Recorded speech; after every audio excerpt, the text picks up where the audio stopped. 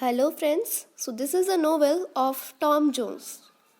The novel has been given the title Tom Jones. At the obvious level, the book is a story of Tom's life from the time he was born till the time he married Sophia. Let us take a glance at some important points raised through the depiction of Tom's life. The novel opens with the discovery of a young male child on the bed of Squire Elworthy. The child is given the name Tom Jones and is referred to as bastard, an obvious object of ridicule, rejection, and condemnation. The discovery puzzles and confuses the moralistic, traditional society of the time. The disturbed individuals and families of the place fail to adopt a sympathetic attitude towards Tom, Mr. Ulworthy being the only exception to the rule. This great benefactor accepts the child as his own and gives good reasons in support of his decision.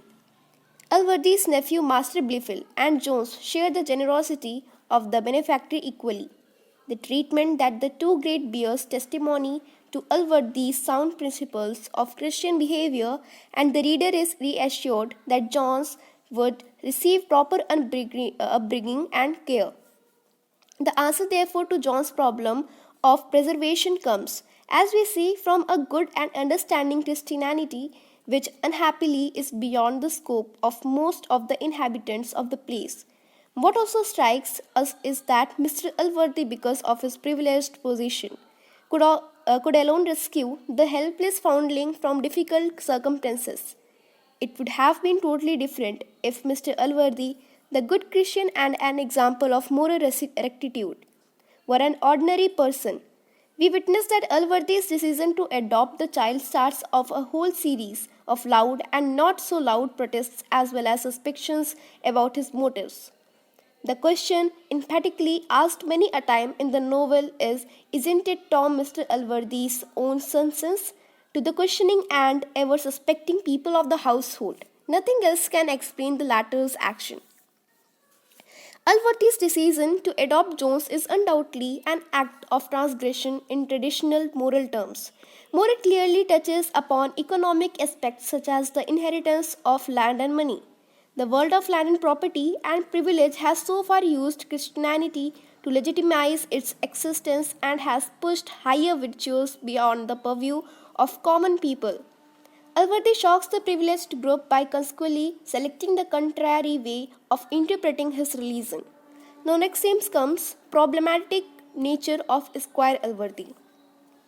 However, we become conscious of a certain kind of prejudice in Alworthy. We note that he stands alone in the novel and enjoys his status high enough to be accepted as a moral judge of everything happening in his neighborhood. Standing alone is not a happy situation. It denies to the person concerned a sense of involvement and participation in the common occurrences of life. Placed at a distance of everyone, Alworthy would know only that which he perceives in others. This can create problems of comprehension and consequent taking of decisions. There is no denying that he may carefully go into the issues faced by the people at large and offer sane advice to them. But this, as we have seen, places him on a high pedestal by virtue of which he preaches to others rather than sharing with them the high principles of morality. Earnestness and sincerity of purpose give him a sense of superiority by which everyone at Somerset remains overwrought. What I wish to emphasize is that interpreting situations in the light of Christian goodness and benevolence is Alworthy's fault and an active principle in his behavior. On the other hand, standing apart from common action, distinguished and an impersonal attitude come to mind in this context, and judging on the strength of reason and eye kind intention, what indeed a value in the age of enlightenment. We become a bit puzzled, therefore, to see that Alworthy misjudges things quite frequently in the novel. When he does this, we become acquainted with the great irony of which Fielding is an acknowledged master. Consider, for instance, this statement of Alworthy. You know, child, it is in my power, as a magistrate, to punish you very rigorously for what you have done, and you will perhaps be the more apt to fear I should execute that power because you have in a manner laid your sins at a door. For as no private should ever influence a magistrate. I will be so far from considering your having deposited the infant in my house as an aggravation of your coffins, that I will suppose in your favor this is to have proceeded from a natural affection to your child. I should indeed have been highly offended with you had you exposed the little wretch in the manner of some inhuman mothers who seem no less to have abandoned their humanity than to have parted with their chastity. It is the other part of your offense, therefore, upon which I intend to admonish you. I mean the violation of your chastity. A crime, however lightly it may be treated by debauched persons, very heinous in itself, and every dreadful in its consequences. The heinous nature of this offense must be sufficiently apparent to every Christian, inasmuch as it is committed in defiance of the laws of our religion and of the express commands of him who founded that religion 66. Here, the author has deliberately chosen to withhold from Allworthy the truth information about Tom's parentage. Having done this, he was given full freedom to the speaker to dictate upon the ills and evils of immoral behavior. In addition, praises such as abandoned their humanity, violation of your chastity, him who founded that religion, etc. Underscore the pomposity of Allworthy. Unmistakably, we should also keep in mind that the fact that the novel as a whole is to take a sharp critical look at chastity, constancy, humanness, and kind sympathy. With Jones seen as learning about them in the hero as he grows up, the author administers a series of shocks through Jones' conduct in difficult life situations. In fact, under the broad scheme of the other, Allworthy is going to be thoroughly manipulated by Blifil, an aspect designed to show the hollowness of abstract principles which we uncritically adopt. Now, next scene comes the philosopher and the clergyman, their comic nature. From here, we move on the situation in which the job of imparting moral intellectual guidance to Tom is assigned to Squire and Thorwalk by Allworthy. The author has conceived and drawn theirs too comically, while Square projects a speculative outlook and lays stress on correct and consistent human behavior. The Thorwalk understands everything in strictly religious terms. They were so much given to a mechanical representation of principles and ideals that every remark they make amuses the reader. Fielding uses them to a plan which is to provide through them as entertaining discourse on trivial as well as important matters that Tom and Mr. Allworthy face from time to time.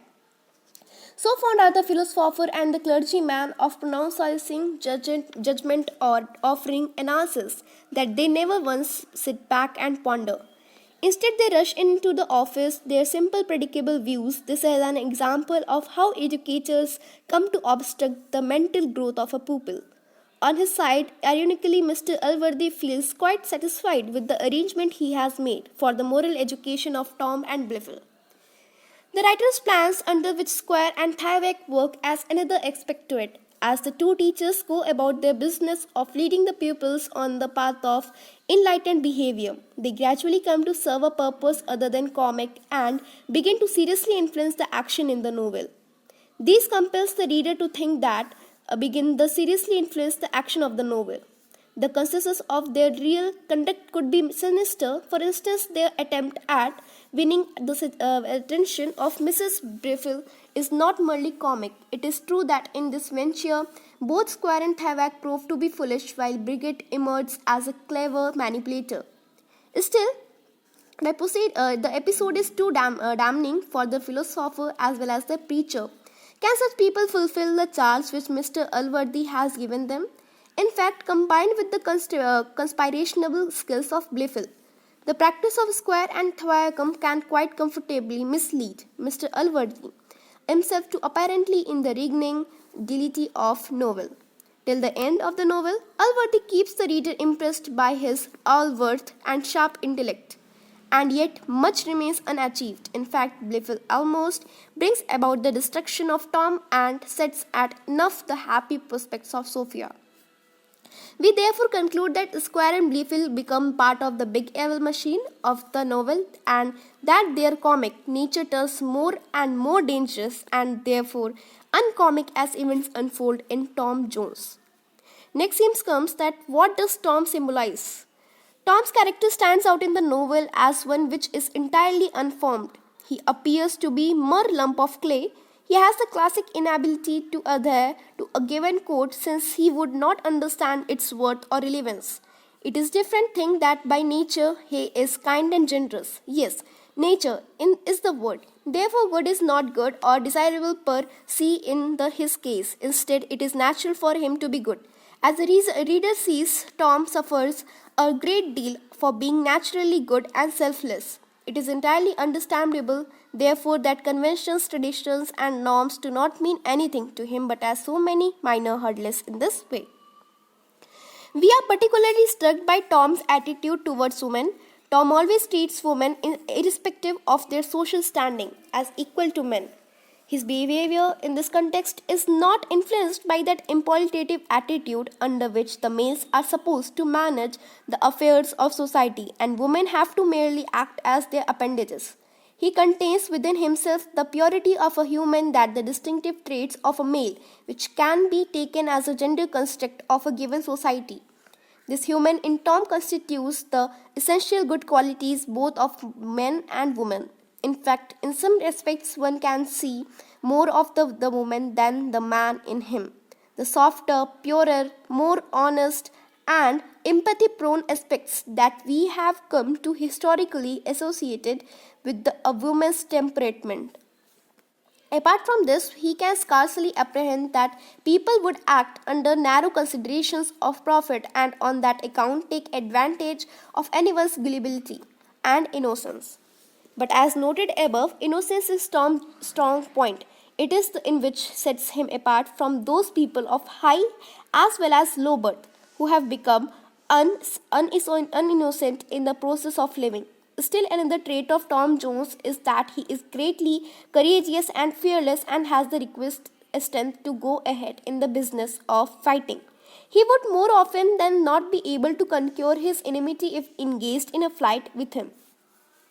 So many qualities can be really visualized in an individual. It is which suggests that Tom emerges in the novel more as an idea and a spirit than an flesh and blood character.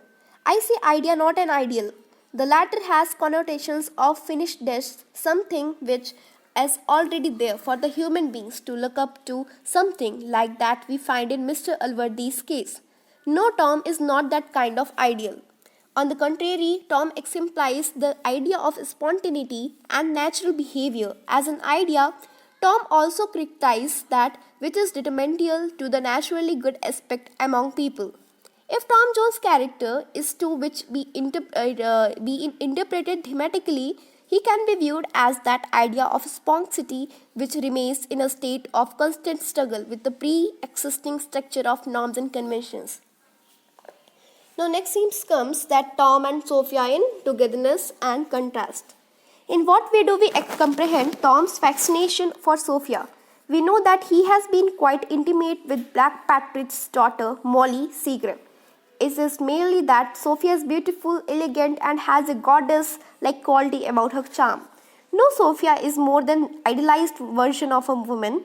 Her social helplessness against her father's ways is not an ordinary occurrence and leaves a deep impact on her personality. The impending threat of a marriage with Blifil lifts her up on an abstracted existence and reveals to her the horrors of certain doom. Sophie is so entirely convinced of her abhorrence for Blifil as husband that when Mrs. Honor, her maidservant, mentions Blifil as a charming, sweet, handsome man, Sophia angrily remarks, Honor, that rather than submit to be the wife of that contemptible wretch, I would plunge a dagger into my heart. 320. This is not the response of that doll-like figure who always moved about in sweet and protected surroundings. After Sophia runs away from home in the company of Mrs. Honor, as we see her more and more as contrasted individual struggling to move away from a paradise that was her home. She becomes more and more real in this process, yet her escape from that unreal world standly prevents her from becoming an ordinary person.